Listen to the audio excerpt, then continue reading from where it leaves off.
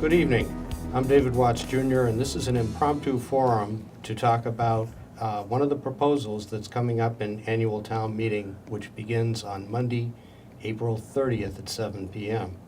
And with me are our two chiefs, Chief Michael Sullivan of the Fire Department, Chief Richard Smith of the Police Department, and we're going to be talking about Article 8, which is an article calling for some major changes to the public safety building. And I will let the chief start off and talk about where this came from and why this article is so important. All right, thank you, David. Thanks for having us on the show. We certainly appreciate it. This is a big issue. People look at the public safety building as you see it, and they think it's a brand new building. When in fact, and Chief Sullivan and I talk about this all the time, what we have there is a brand new, or I should say a 14-year-old fire station that was built brand new to standards needed in 2004 when it was opened. And we have a police department that was basically, they moved walls on us. We're a 2018 police department operating in a 68-year-old building that was built in the 1950s. And although they moved some walls around and whatnot, operationally, we gained nothing. And the reason we're bringing this forward is because of the lack of space. It's a spatial needs event that we're talking about here. The police department, we're out of space. We were out of space on May 22nd, 2004 when we opened that building. And it has been, and you'll see as we talk today about this, and we'll show you some photos of how jammed we are and how operationally deficient the police side of that facility really is. Now, part of this is also the fact that policing, more than the fire department, has actually changed in a lot of ways over that 14-year period, not just in Wakefield but in general. But we've seen a change from the traditional police force to a community-based policing structure that you brought with you as chief. Policing has changed on many fronts. Technology has changed, although technology hasn't helped us save any space. Our operations have changed. Our relations with the community have changed. And as a result of that, we specialize in certain areas that need to be addressed in today's changing world. Managing diverse populations, domestic violence, managing in-need populations. These are all issues, trying to keep the community involved in the police department as well as the police department involved in the community. A long way has come from the ups and downs of driving around in your police car with the windows up, where you drove around with a glass and steel barrier, to the point now where we are on the street, we're in the schools, we're tending to domestic violence, we're dealing with high-risk domestic violence, and all of that, we're dealing with special populations. We're dealing with an opioid crisis that is draining us every day. It's very taxing, but that's in addition to the other stuff, to the crime, the traditional crime that people know. So the business has changed, and we're not a department, and my philosophy is just don't throw money and manpower at it. We look at our issues from the perspective of it's basically on a tactic. We want to look at it on a mission. What is the mission? What are we trying to accomplish? And the chief and I have had a million conversations about this, but we're always looking around the corner to see what's next. And to do that, we really have to take a look at that building, because the building is not in our future. As it stands now, the building is it's 68 years in the past. And the big difference is because the fire was built, the only thing remaining of the old building is the hose tower. That's correct. Yeah, the original building was actually built when we had horse-drawn apparatus. And it lasted, it was a good building. It lasted about 102 years. But Chief Smith was correct earlier when he pointed out that our primary mission hasn't really changed. And the station was designed well to fit our primary mission, and that's why, you know, we have the space needs that we have, and we have, we're, for the most part, pretty comfortable on our side. But with there what are we have. some very important needs that are part of this project. What are some of those needs? There are. Chief Smith will allude to it shortly, but the building systems need to be updated. Even though they're only 15 years old, the technology changes are so rapid, and HVAC and other systems, vehicle exhaust systems and so forth, that they really need to be looked at again. And also the building really isn't as energy efficient as it should be. There's most of the rooms that don't have automatic lights that shut off when you leave the room. The HVAC system, although it's computerized, it doesn't really efficiently determine like when areas are occupied and accounts for when it needs to be cooled or heated or so forth. Yeah, I mean, there's definitely things on our side that need to be changed. One of the most important things, it sounds like, is the front apron that the trucks traverse over to get in and out of the fire station itself. Yeah, when the building was first constructed, not enough attention was paid to the fact that the ramp has to be substantially supported to accommodate the modern fire apparatus. Fire apparatus, even over the last 15 years, has gotten considerably heavier. That is an area that we need to address. It needs to be, it probably should be, to be honest with you, it probably should be poured concrete instead of the hot top that we have now.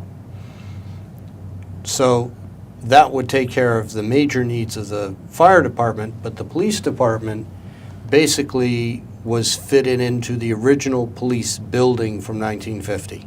That's correct, David. In fact, the lobby that everybody sees is actually not on the police side. That's the newer building. Everything to the left or to the north side of that wall is the original police station, and that's where we are situated. With the exception of the lobby, everything else is north or left of that. Everything to the right, including the community room, technically on that building is a new building, including the community area there. So, you know, as you enter the building, and that's one of the biggest issues, is the way that the building was designed. That lobby area is only tended to 6 hours a day, Monday through Friday. We're a 24/7 operation. Right. And that opens up the town to incredible liability, where people can't come in and be serviced in an appropriate manner. One of the things that keeps this chief up every night is thinking about somebody coming in there in the middle of the night or on a Saturday morning when it's not staffed for an emergency situation, and we can't service them because they have to pick up a telephone and call upstairs. Now, I know the first question is going to be, well, increase your staffing. That's not the answer. The building isn't set up to have dispatch on that first floor. It has to have a dispatch area on that first floor. Right. And as we talk about this, and we'll get into a little bit deeper, as it comes in now, when people come in looking for the fire services, the administrative side of the fire, it's so confusing to walk into that building. They always go to the records office. Now, again, the records office is only open 6 hours a day. Right. So they can't adequately or smoothly, there's no customer service in that building to go over. And our new changes will change that if they're accepted. But that's just one piece. Chief Sullivan mentioned the whole piece about the environmental piece. And maybe we should look at a couple of pictures. Yeah, and let's we can talk pull up about the that. first of the slides if we could, please. Okay, so this is the exterior of the building as it exists now. Correct. Okay. Well, as you look at the top picture, that's the building. As you see now, the center entrance is dead center in the middle of the building. And if you look to the left, that's the old police facility, and to the right is the new building. You can just see the hose tower peeking over the roof of the Sure. of the fire side. You'll see that nothing has changed. Unfortunately, the tree kind of blocks, but the old entrance to the police station is still there. That's an office right now. On the lower left you can see the offset, that the police station does not come out as far. And there's a distance of 14 feet thereabouts, times 3 floors. So that's an incredible amount of space that we really need to operate effectively and efficiently. And to the picture on the lower right shows the fire side of the southwest corner of the building, and that's the fire side. These are looking both north. from Union Street. Those are both from, no. The front of the building. The front of the building is Union Yeah. Street, yes, Yeah, yeah. yes. We're seeing that, those pictures are taken from Princess, the one on the lower right is taken from Princess Street. Right. But looking down the Union You're Street looking down Union facade. Street. Yes, that's correct. So you can see the offset. Yeah.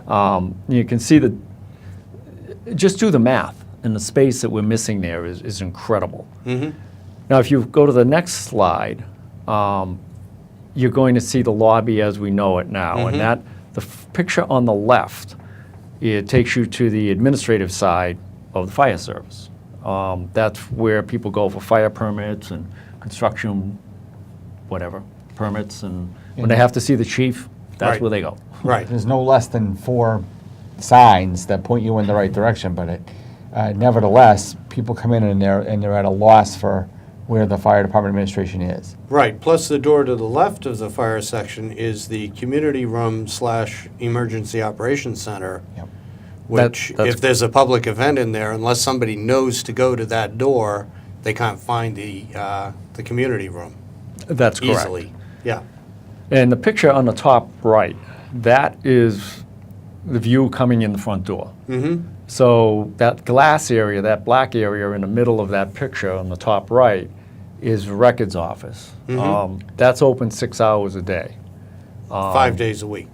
5 days a week. Yeah. Yep. So if you come in there on a Saturday, Sunday morning, anytime after 3 o'clock in the afternoon, that's what you're going to get. You're going to get the picture on the bottom right, which is basically closed. Just a black room.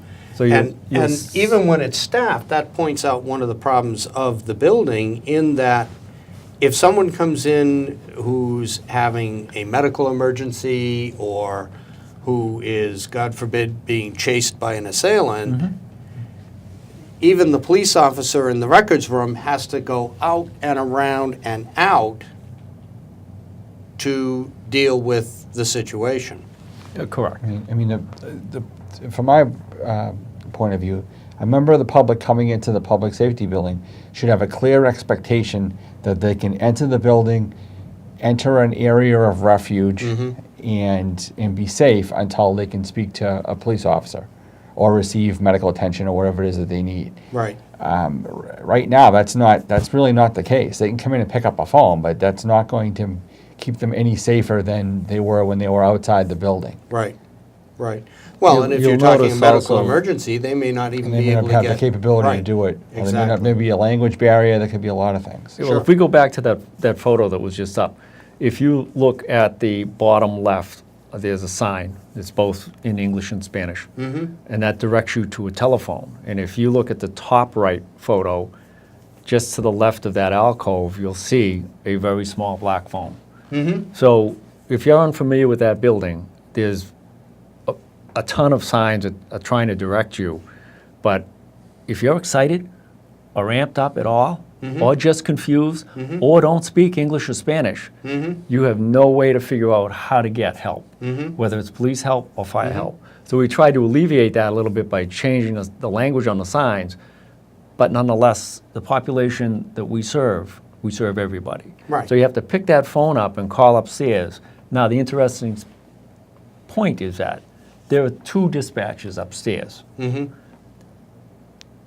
If you're lucky enough to get someone to answer the phone when the 2 dispatchers are in dispatch, you'll get help.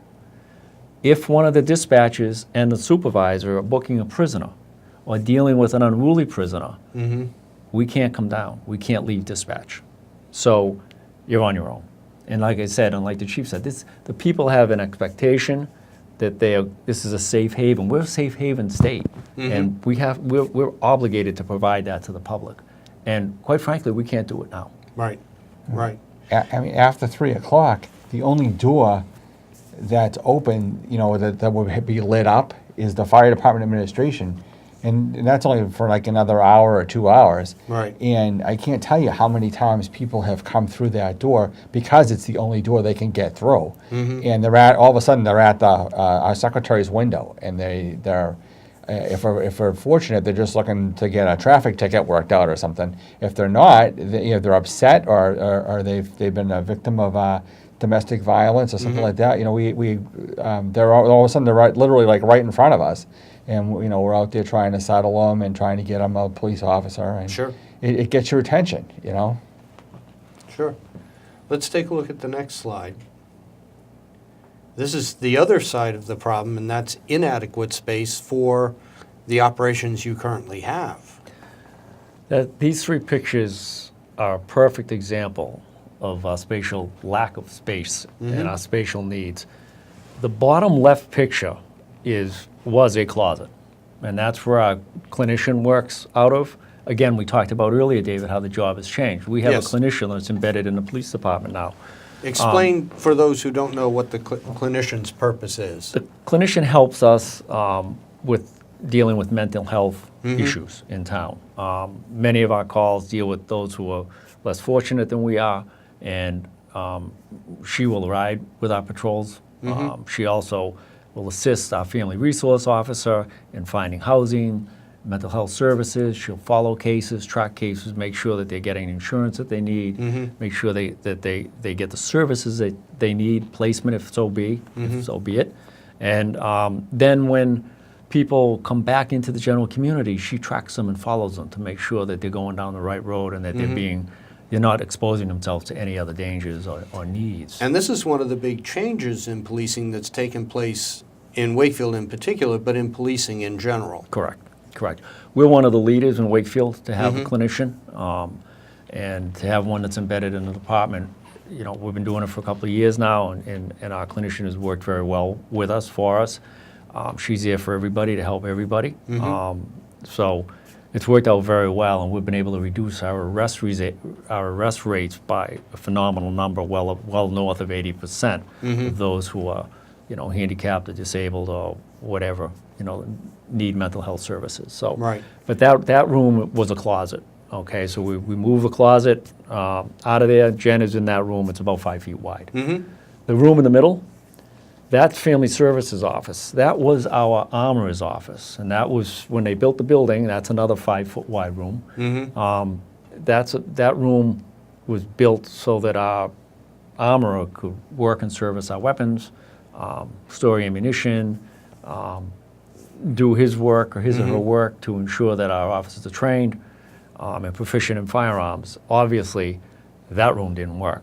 So we had to take the armorer's office out of there, and we needed a room for family services, so we put the family services office in there. And that she can't interview anybody. She can't have anyone in that room. It's a tiny little room. It's another closet. Right. In the room to the right is our canine storage area. That is basically the fire suppression. I call it the tunnel, because that's about 3 feet wide. That's where water comes in, the water main comes into the building, to give us fresh water, but also For both sides. for both sides of the Yeah. building, police and fire. And bear again, all these are on the police side. This Yeah. is the old side of the building. And it also feeds a fire suppression system within the building. We have again, it's spatial needs that we're talking about here. So everything for our canine program is jammed in there, and you can see, we got a file cabinet in there, and Right. but all the other equipment we need for that to keep our officer up, running, and safe, and our canine well service is stuck in a fire suppression closet, a water closet, basically. And that's in the basement. That's in the garage. Very damp down there. We have to change stuff out. We can't keep weapons in there because it's subterranean. Right. It's just They'll rust. It's not a really healthy place to be. Yeah. No Yeah. ventilation. And by the way, any of those offices For are dogs tough as on well as ventilation. humans. Yeah. They weren't designed to be occupied, so then there's not going to be like vents and so forth in them. Right. Let's take a look at, okay. This is the Sally Port. This is on the east side of the building off of Crescent Street.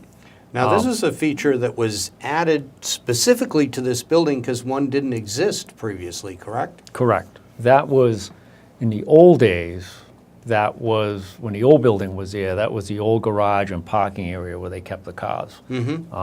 So this was added to the building. This is pretty much what the police department gained out of this, is a Sally Port. Now, that's supposed to be 2 bays wide, and you can see how small it is. That is the, if you looked at the building, the one with the patrol wagon, Yep. the prisoner transport van, that is the northernmost one, the one that would be on your right. And you can see how tight that is. The vehicle just barely, that's a small van. Right. It barely fits in there. And the purpose of this is for transferring prisoners in and out of the police building itself, correct? Correct. So protocol-wise, the way the building is designed is those doors on the right are supposed to be closed when you transfer or handle a prisoner. We cannot transfer prisoners. We have to open the door and move the van out. Thus, it doesn't do us any good. We're basically transferring prisoners in the wide open. It allows potential for escape. It allows potential for officers being hurt. And it allows for the public to be, basically to see this whole transfer process. It also puts the public in danger should the incredible should the danger. person be particularly violent. Now, it's so tight in there that there's no room for our officers to move around. Most prisoners, a little tongue-in-cheek here, most prisoners really don't want to be with us. So a lot of times, officers have to, get physical in there. And if they have to defend themselves, they can't create distance from the prisoner. And it puts us in a very toxic, violent, dangerous position. The lower right-hand corner is the other bay. There's 2 Sally Ports there. That is the other bay. We took a car out of there so you could see how small it is. We can't do anything with that bay because of the yellow pole that's stuck in the middle. That pole was added. We don't When know why was it was that added? added. Instead of using I-beams, Yeah, they put a pole in the middle of the floor. okay. So we can't utilize the full depth of that, which gives us even less room than in the bay next to it. The other part is we use this Sally Port for processing vehicles. If we have one that's burned out, we have one that's, might be a crime scene for whatever reason, we tow them back in and we have to put them in there. We can't secure them in there because the doors are open, the doors are closed. The building was designed incorrectly for that. Puts us at a tremendous, exposes us to tremendous liability because we can't secure that. So has this been a problem from the beginning in 2004, or has the basic dimensions of police vehicles changed in that time to create that tight lack of space This has in the been- Sally Port? This has been since 2004. We Right moved from in the that beginning. building. Everything from the beginning that Yeah. you're seeing has been a problem with us. Okay. And then if you go back to those pictures again, the picture on the lower left, that was the room that was designed to store our patrol bicycles in. And we took the bicycles out of there and put them in a stairwell. And we moved the armorer into that room. And you can see between the equipment we need for our range programs, to train our officers, to service our weapons, to maintain spare weapons. Weapons do go down, weapon systems break. We had to move the bicycles out and put our ammunition and our weapon systems and, armor into that room. It's not as secure as I think it should be. Again, it exposes us it puts us in a really bad spot. And you can see how crowded that room is. Right. And exposes the town itself to liability. Absolutely. I mean, we're a police department. Unfortunately, in America, in today's world, we carry guns. And we have weapon systems that we have to use. And it's serious business. And we have to ensure that these weapon systems and stuff that we need today to do our job effectively are secure. And even those have changed over the last 14 years. Oh, for sure. Yeah. for sure. The threat that we meet today is a lot different than the threat we met in 2004 and in 1950 when the building was built. Let's have the next slide, please.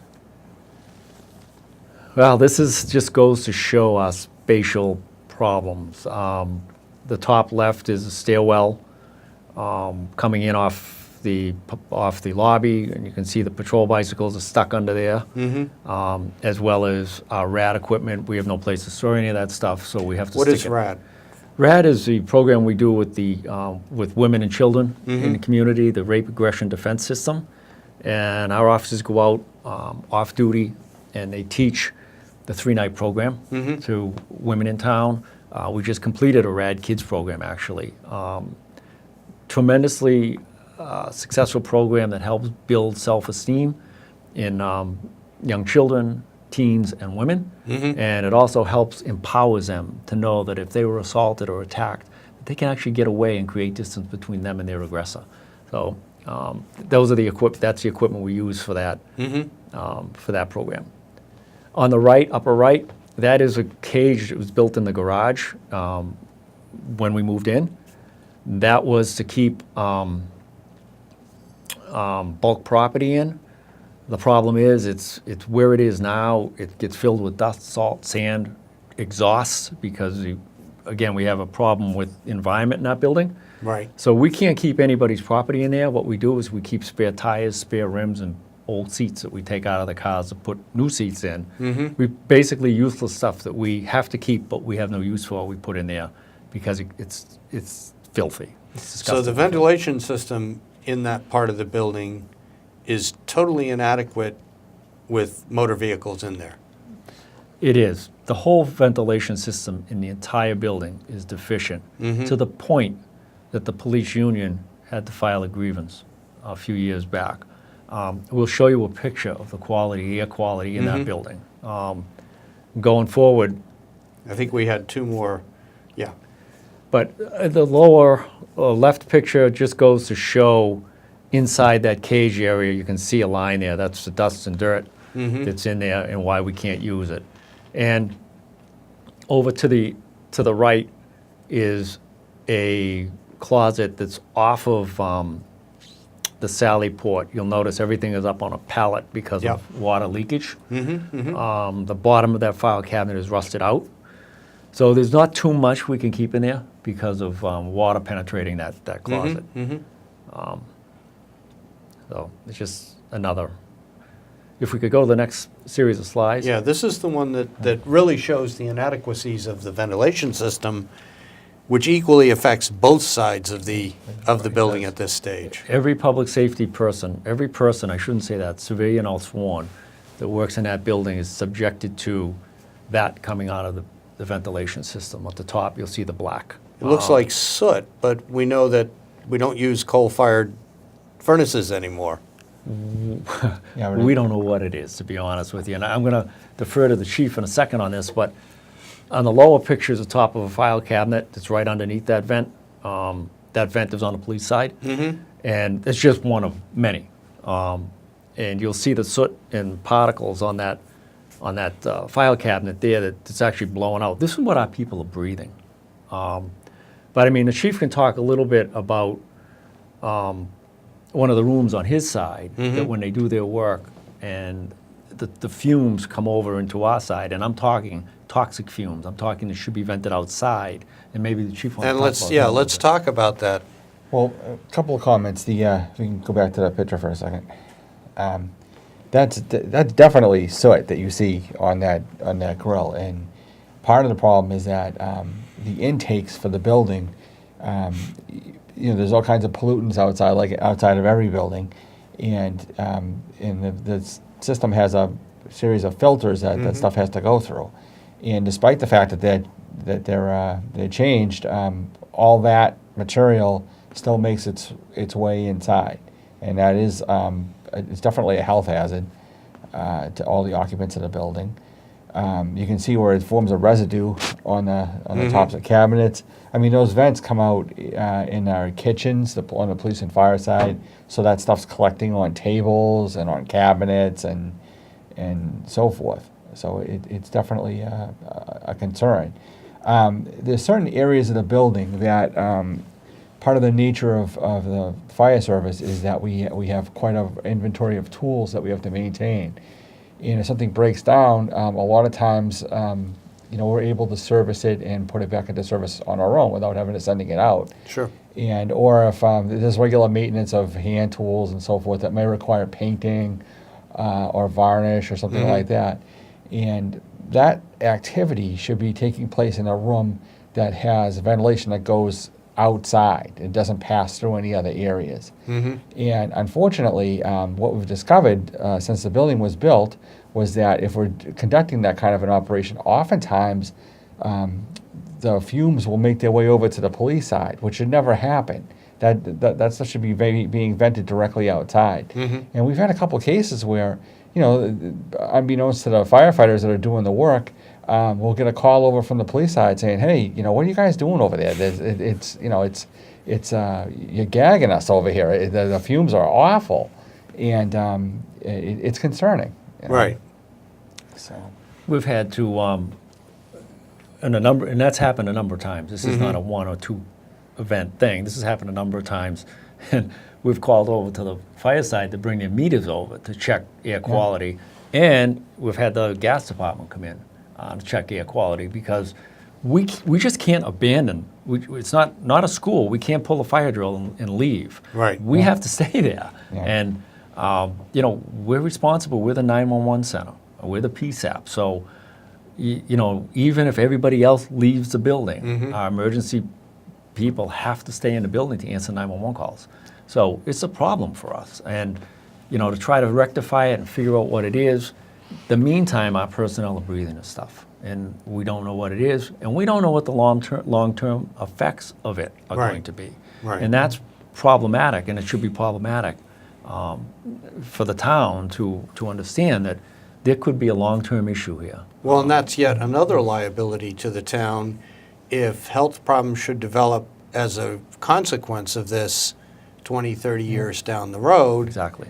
The town's going to be held responsible for that as well. Now, the other part of this building plan that we have is, the boilers will be replaced because they're coming to the end of their useful life. Huge project.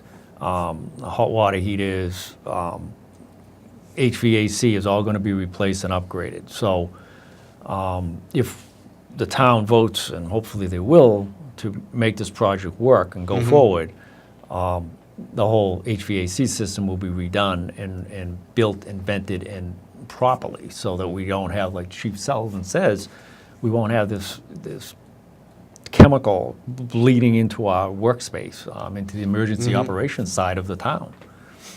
How much are we talking for this project, and what is the projected timeline? We're talking for the whole project around $8 million. And the timeline is 18 to 24 months to get this done From the start? from the start. Hopefully closer to the 18-month period. The thing being is that the way we've worked this project is that this will be a building that will last well in excess of 25 years, easily 50 years. And that's what we're looking for. The building we're in now, the police side of the building is just, it's one problem after another. I don't see it lasting effectively and efficiently another 10 or 15 years, which should bring us to the 25 or 30-year place that we want to be at. We're in a 1950s building, and we're in the year 2018. And most of the buildings have to be replaced, and this is one that has to be replaced. So our focus will be to give us more space so that we can operate effectively and efficiently, and at the same time, because of updating systems and response and how we service the public and customer service, all of that will change to make it a better fit for the community. I know $8 million sounds like a lot of money, but in the scheme of things, it's really not a lot of money. When you look at the costs of police stations today, agencies that are smaller than ours, they're talking $18, $19 million for new buildings at today's standards. We're looking for 8 to bring us up. But that's going to be a sizable addition on the front of the building, and a replacement and reconfiguration of everything inside. I believe we have an artist concept of that. Let's see if we can pull that up. We do. Yes. Okay, if you, the picture on the top is the architect's conceptual drawing, and you'll see basically the rounded bump out in the front that was the front of the building, was the center of the building, the entrance to the building, is now off to the right where those 4 vertical blue whatever are.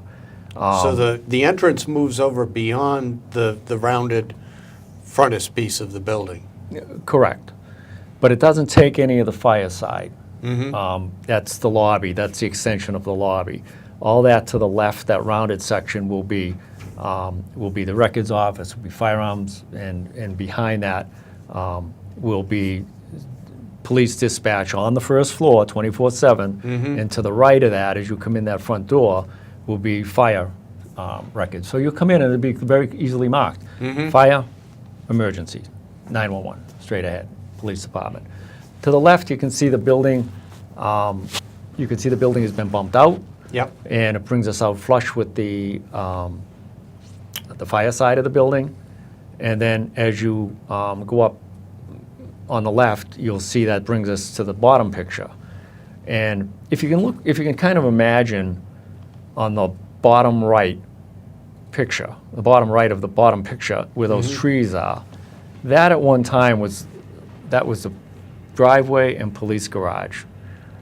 All the police department gained in this construction project was the facilities, the boilers, the generator, and whatnot. We didn't gain anything.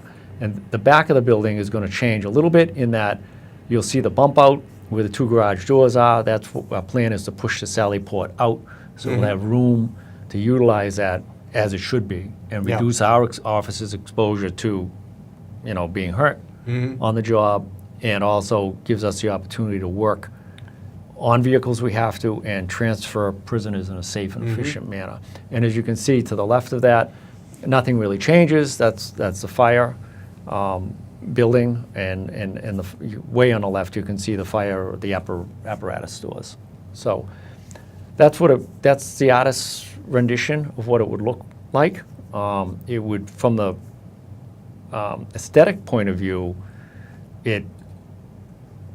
it's more pleasing to the eye. Yeah. It'll look like a building that's functional.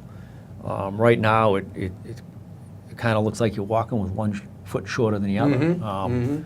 So I mean, that is what we'd be looking to accomplish at the end of the day.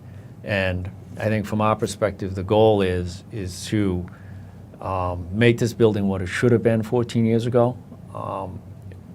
Basically, we're asking to build a police station that we don't have right now. Again, as we said in the beginning of the show, is we built a fire station, fire headquarters, and we just moved some furniture around and some walls around on the police side. We didn't add any space.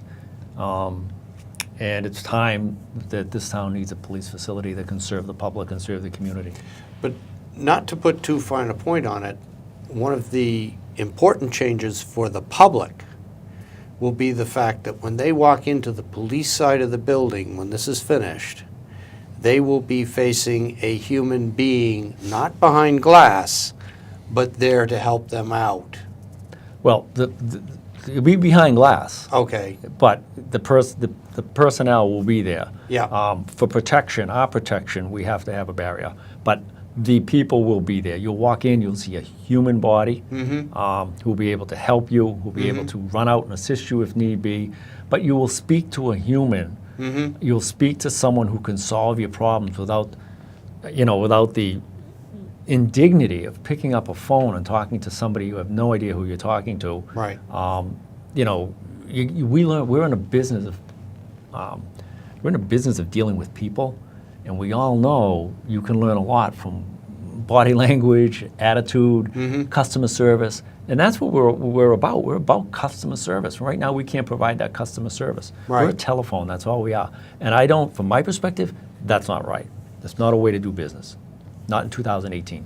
You should have the ability to be buzzed into a safe area too at this new setup. There's Right. no place for that. There's no place to be buzzed into under the current setup. But the new setup, I believe, correct me if I'm wrong, but there's going to be a provision so that the dispatcher or a police officer will be able to buzz a person in distress into a safe area. The door will Right. close behind them, lock, and then they'll be okay until help can come. So if someone is being pursued by an assailant coming into the police station, whether it's domestic violence or a street crime, they will have a safe place to go in short order to just put it to an end right then and there. Like every police station in the United States, Mhm. we are unique. We're the only one that I can think of that can't provide that service and that basic service to the people that we serve. Now, another thing too, and we've thought this through, and in a goal to save money, and I don't like to spend taxpayers' money foolishly. We are going to stay on site while we do this. That was going to be my next question, because when the building was built, the fire and police offices had to move elsewhere in town while the building project went on and then moved back in. Right. We're going to do, there should be very minimal interruption to the fire side. On our side, we will adjust as the first piece that we would do would be getting the 911 center down on the first floor, getting that piece done right away. So that lobby area and whatever will be done immediately. And then we'll get 911 down there, and then while they're working down there, the rest of us that work in the building on a daily basis, we'll wing it. We have ideas on how we're going to move ourselves around to get the work done. But we won't be going anywhere. Yeah, we're actually going to have to reorganize our office area. We do lose a bit of office space. Not too bad. Nothing we can't manage, but there'll be a period of disruption on the fire side. But we'll work our way through it like we do everything else. The community room, which also is the emergency operations center, will stay as it is. Correct. Yeah. Okay. Yep. Presumably, this article will come up either on the first session on April 30th or on the second session, because it's fairly early in its Article 8.